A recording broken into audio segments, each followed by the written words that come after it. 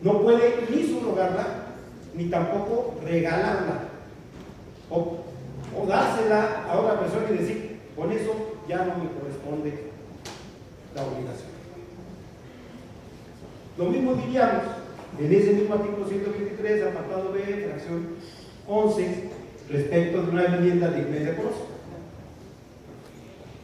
que desde 1994 desaparece en la ley y que no se tiene. La discusión es,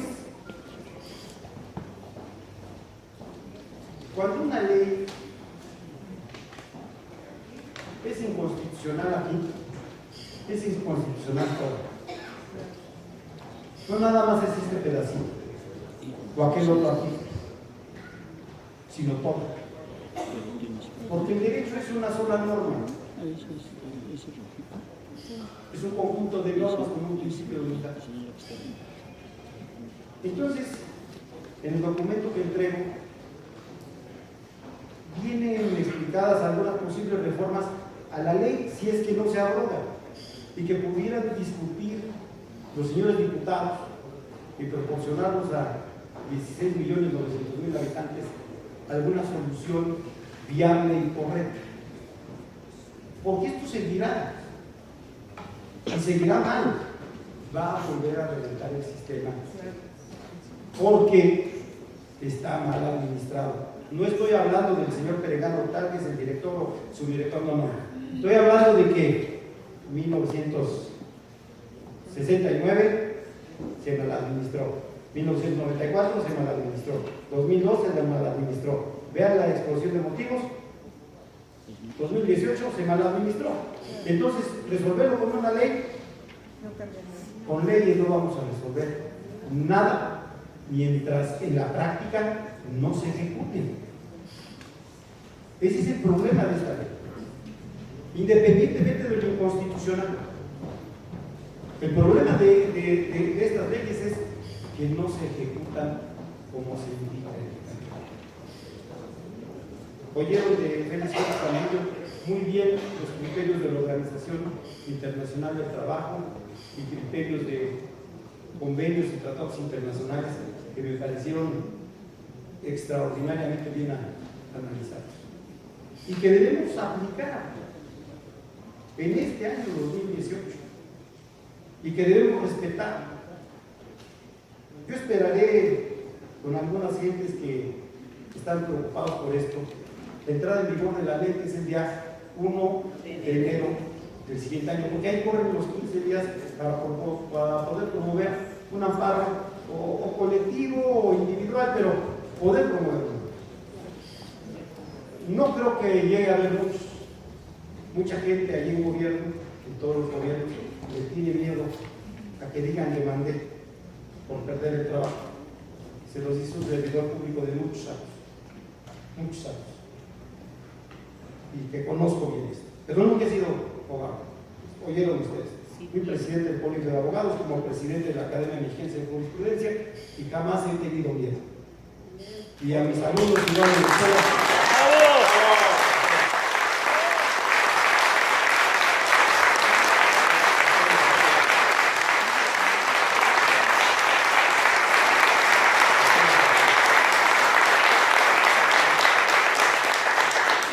Por eso no los canso más. Creo que queda muy claro. Traté de hacerlo sencillo. Se me olvidó mis lentes, inclusive, qué bueno, porque así no tuve que ver.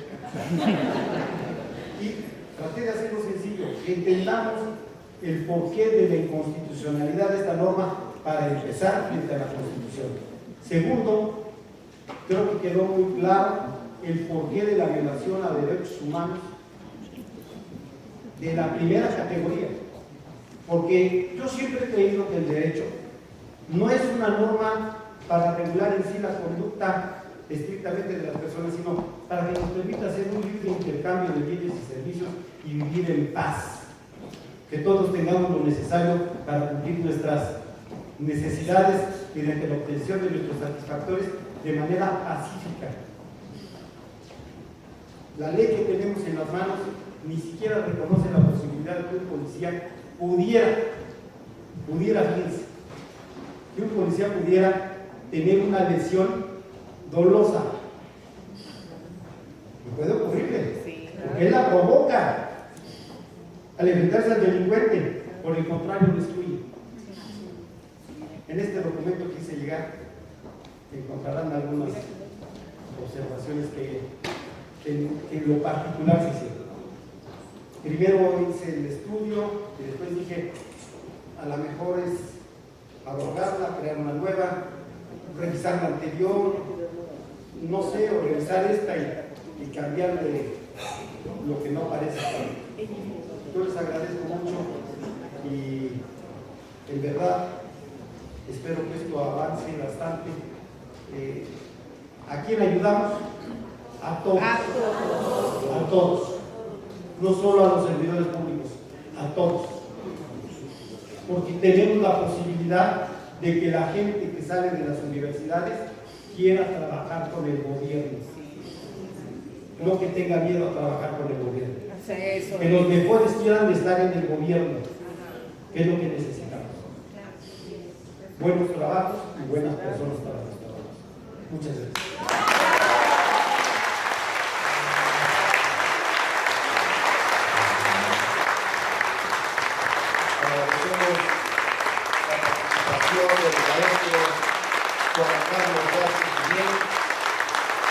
Y de igual forma recibe un merecido reconocimiento por parte de la licenciada Gabriela Estrada Velázquez.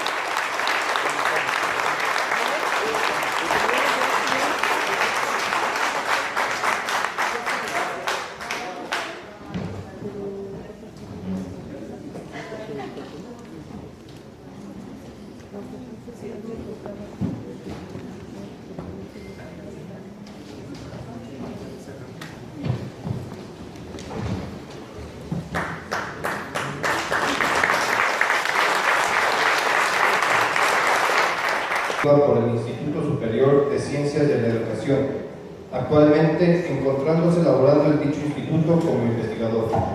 De igual forma, ha publicado las obras tales como Ya es tiempo de actuar, Las organizaciones obreras y artesanales y El terrorismo electoral en el Estado de México, entre otros.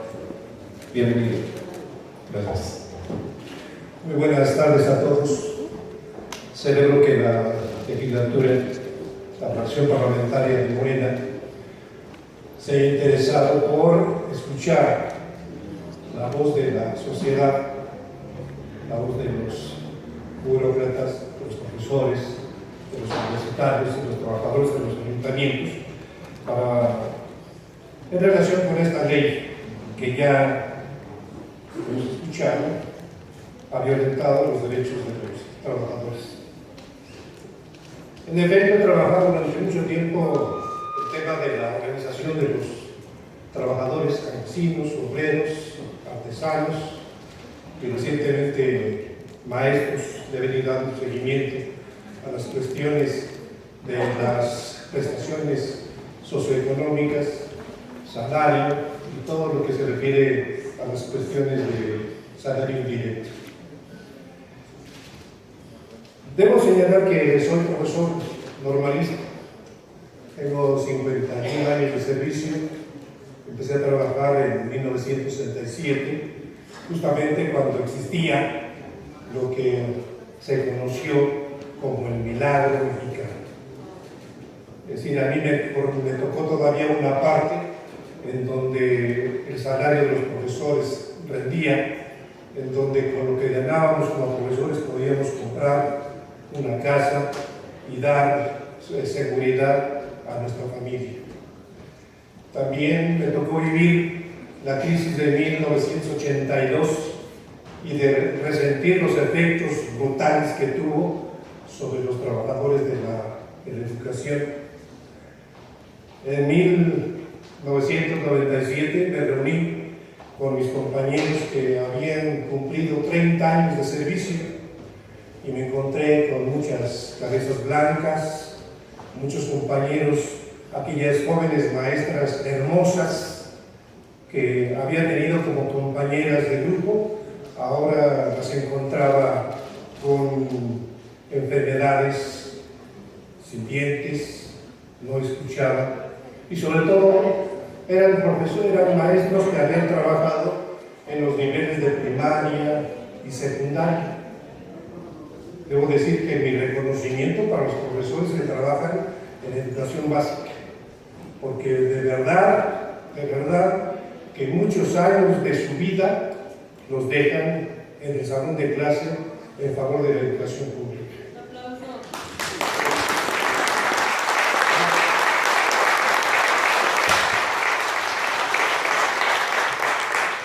Apenas también en el 2017 nos volvimos a reunir los compañeros y ahora habíamos cumplido 50 años de lesión.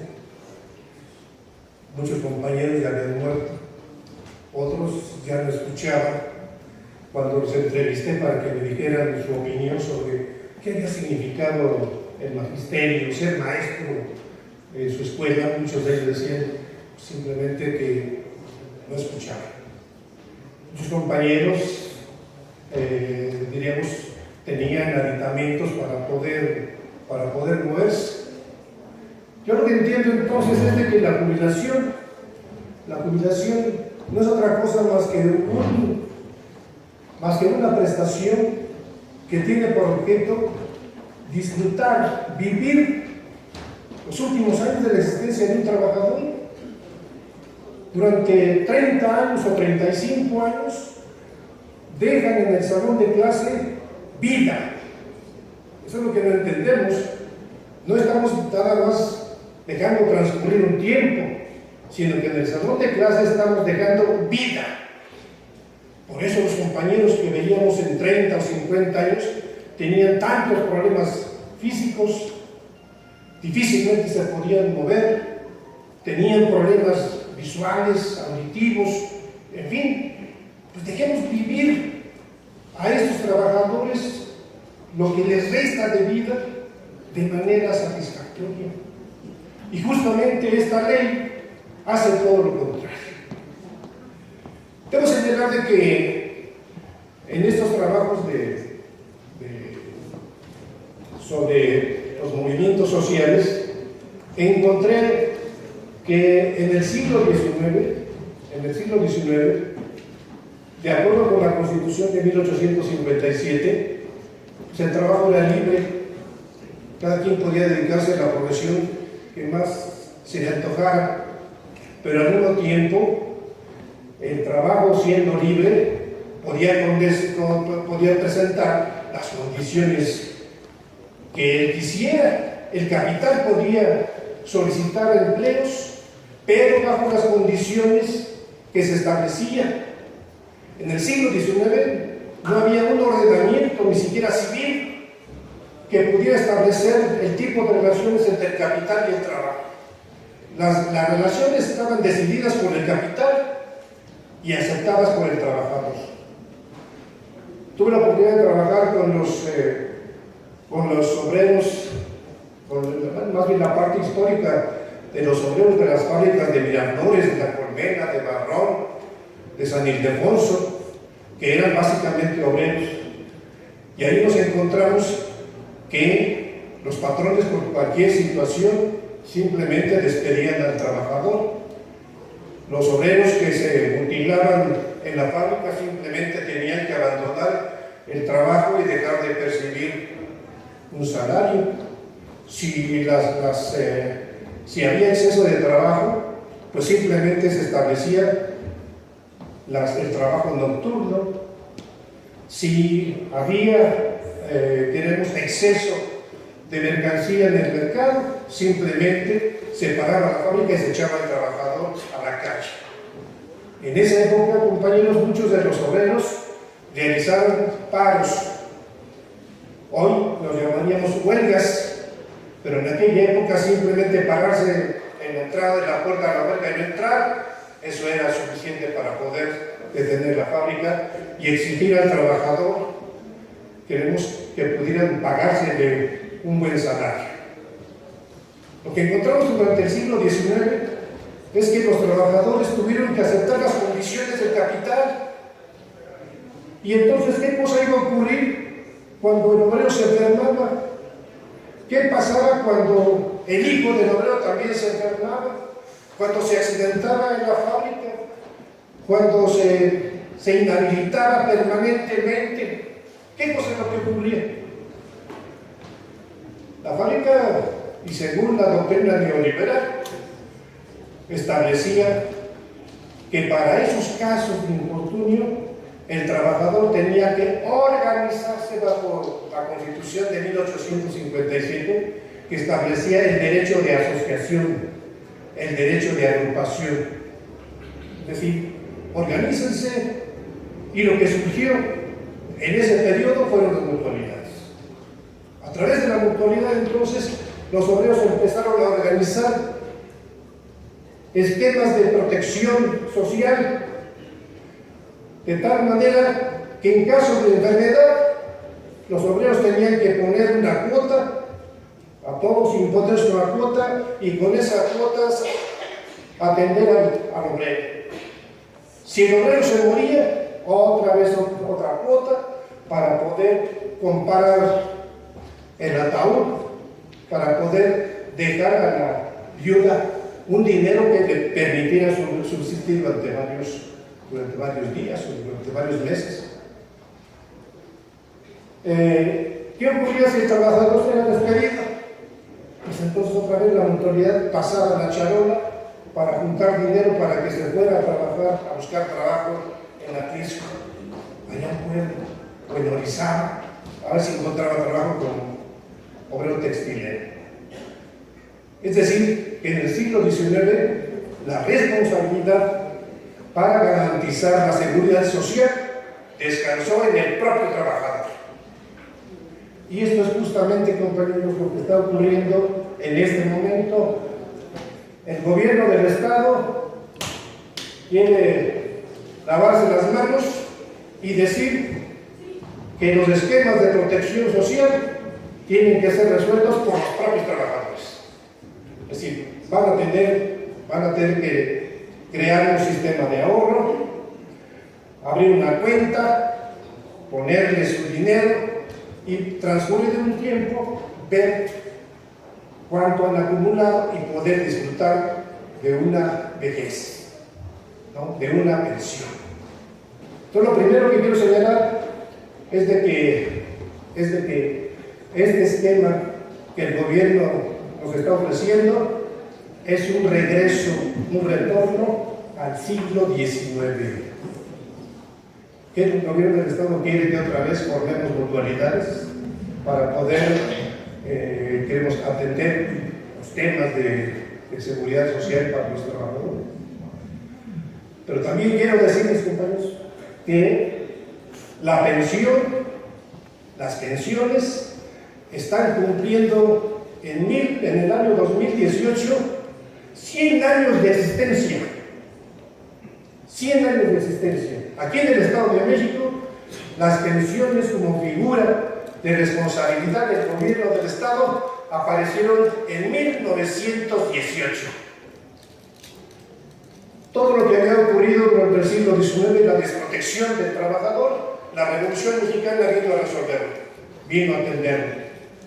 La Revolución Mexicana, en el artículo 123, estableció las obligaciones del patrón, obligaciones también del Estado, en los temas de seguridad, social. Aquí en el Estado de México, el gobernador Agustín Millán, una vez que se aprobó la Constitución del 17 de la Constitución Federal, trabajó para que se elaborara también la Constitución local de 1917. De esa Constitución se elaboró la Ley General de Educación, y en esa Ley General de Educación, por primera vez, los trabajadores pudieron tener algunas prestaciones.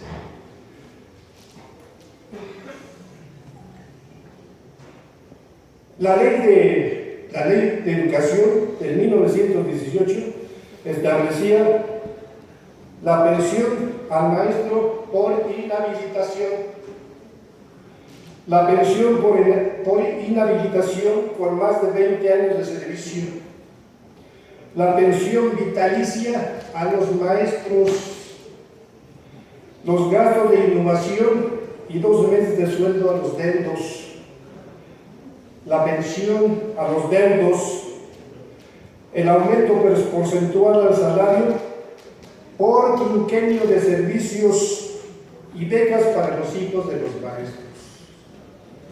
Es importante esto. Imagínense, durante tantos años que habían vivido en condiciones de inseguridad, la Ley General de Educación establecía estas prestaciones para los maestros, la pensión vitalicia y la pensión por inhabilitación y todo esto. Estamos celebrando en 2018 100 años de existencia de la figura de la pensión. Y justamente en el año 2018 nos las quieren quitar. ¿Sí? Justamente en el 2018 la quieren desaparecer. Ahora bien, hablaré, por ejemplo, nada más la pensión vitalicia. Decía, por ejemplo, que sería otorgada a los profesores con más, fíjense bien, de 30 años de servicio, consistente en las 2/3 partes del sueldo que disfrutaban los profesores. Esa era la pensión vitalicia, 30 años, es lo que establecía la ley. El problema que se tuvo con la aplicación de esta ley es que el gobierno del Estado estaba en un periodo, acaban de sonar los últimos tiros de la revolución, ¿sí? Todavía los grupos zapatistas se movían Zumpahuacán, Chalco, Zacualpan, Valle de Bravo, todavía estaban los grupos zapatistas todavía moviéndose. La economía estatal estaba desarticulada. ¿Sí? Aquí es falso esto de que hubo un quema de haciendas. No hubo tal quema de haciendas en la Revolución Mexicana. El sistema económico se desarticuló. Simplemente no alcanzaba a llegar el algodón que se cosechaba en Coahuila. Los trenes estaban tomados. ¿Cómo llegar a la materia prima? La ausencia de materia prima pues hacía que la fábrica parara. Entonces, el problema que se tuvo en el Estado de México es que se encontró con una economía desarticulada, con una administración pública ineficiente, porque habrá que decir que quienes llegaron al poder en el gobierno del Estado de México eran gobernantes que 10 años atrás habían sido comerciantes de carne, que habían sido comerciantes de ganado, pero que la vorágine revolucionaria los atrapó y los convirtió en generales. Era gente poco ilustrada. Abundio Gómez, ¿sí? Su hermano también, era gente con escasas luces, con escasa ilustración. Entonces llegar al Estado de México implicaba allegarse de hombres ilustrados. Así, por ejemplo, en el Estado de México, para hacerse cargo de la Dirección de Educación Pública, Abundio Gómez trajo a Agustín González Plata, el pedagogo más importante que había en el magisterio, para conducir la educación pública. Pero la administración era ineficiente. Luego, en 1929, el crack, la crisis del 29. ¿Pegó en el Estado de México? Claro que pegó la crisis en el Estado de México. Cerró las minas del oro, de Zacualpan y de Mascaltepec. Cerró la cervecería que existía aquí en Toluca. Mandó a los obreros a la calle. Claro que hubo afectación. Los precios internacionales de la plata se desplomaron. Y por lo tanto las finanzas públicas sufrieron. Para poder resolver el tema de los salarios de los profesores, el gobierno del Estado emitió un decreto de disminuir en 1929 10% al salario de los profesores, 10%. Y con esa rebaja vivieron durante 10 años los profesores. El gobierno del Estado incluso no tenía con qué pagar. Vino en los años 30 y se viene la reforma agraria. La reforma agraria que no hace otra cosa más que poner a la venta el fraccionamiento de las grandes haciendas y entregárselas a los campesinos. se dejó de pagar el predial y por tanto también las finanzas del gobierno del Estado cayeron. Hubo dificultades para poder pagar los salarios de los profesores. Los profesores le plantaron al gobierno del Estado dos huelgas, la de 1932 y la de 1935. Y solamente así lograron pagar. Pero los maestros estaban buscando la manera de cómo hacer efectiva la Ley General de Educación, y los maestros de la Liga de Maestros del Estado de México presentaron iniciativas para establecer el pago de las pensiones, hacer efectivo el pago de las pensiones.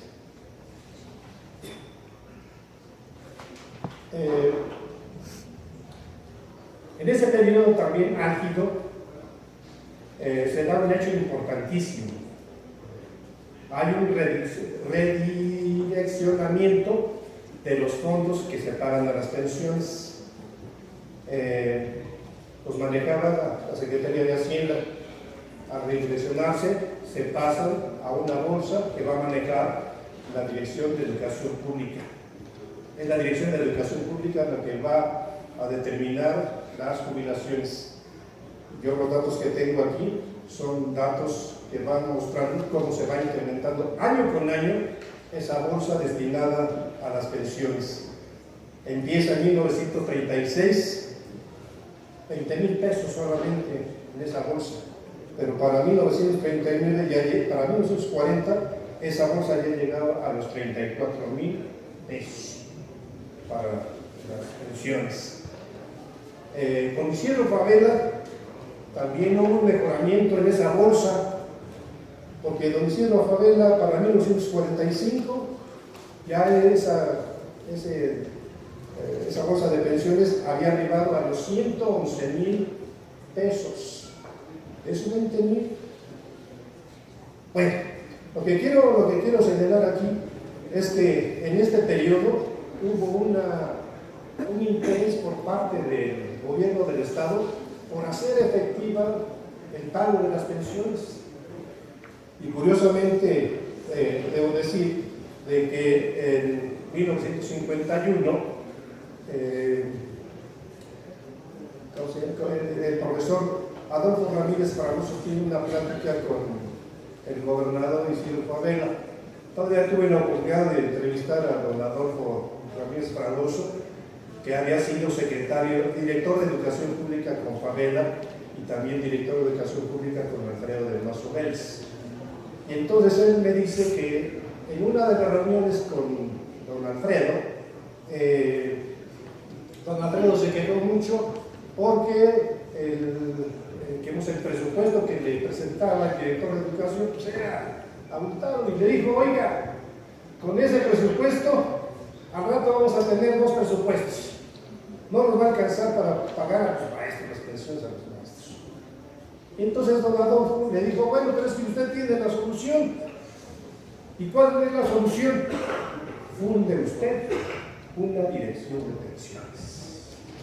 Funde usted una dirección de pensiones. A ver, pareja, barajémela más despacio. Se la puse en el papel. Y entonces, aquí en el Estado de México había un personaje que trabajaba también en la Ciudad de México en el asunto de las pensiones. Y entonces, junto con el profesor Santiago Velasco, se reunieron con Enedino R. Macedo, que trabajaba en la cuestión de las pensiones, se reunieron para elaborar la ley de pensiones. Pero don Adolfo Ramírez Fragoso dice: pero como estábamos en el año del garrote, era un año electoral, no dijimos nada, ni a los trabajadores ni a los profesores. Hicimos la ley en los minutos. Y efectivamente, en 1951, antes de irse Alfredo del Mazo, publica la ley de pensiones. Ahora, aquí es importante esto de la ley de pensiones, porque establece en su artículo 4 que la pensión es un derecho a una prestación periódica en efectivo. la obligación de cubrir las pensiones corresponden originariamente y primordialmente al Estado. Eso es lo que dice la ley, y sus municipios. Es una obligación del Estado. Entonces, esto es importante, no voy a entrar más aquí, pero una de las cosas que se establecen en esta ley es que para poder establecer este sistema de seguridad, los trabajadores tienen que cooperar junto con el gobierno del Estado. 5% el Estado y 5% los trabajadores. Cosa que no había ocurrido en los años anteriores, en donde la responsabilidad era completamente del Estado. Aquí la ley de pensiones nos involucra, pero también aquí es importante observar de que hay desde un principio en la dirección de pensiones asimetría en la distribución del poder, porque es el gobierno del Estado quien se arroga el mayor poder. Y esta va a ser una de las demandas del Sindicato de Maestros al servicio del Estado de México, que el poder en pensiones y luego en el ICEMI se pueda distribuir de tal manera que los trabajadores tengan la posibilidad de presentar propuestas. Ellos se quejan y dicen, bueno, cada vez que tenemos que presentar propuestas nos encontramos con una mayoría proclive al poder. Y nosotros tenemos que buscar la manera de aliarnos al SUTEM para poder sacarlas, pero ni eso es suficiente. Entonces, quiero señalar que es también el trabajo muy amplio, porque finalmente esa demanda que plantea el Sindicato de Maestros a partir de 1951 es la jubilación con 30 años de servicio, sin límite de edad.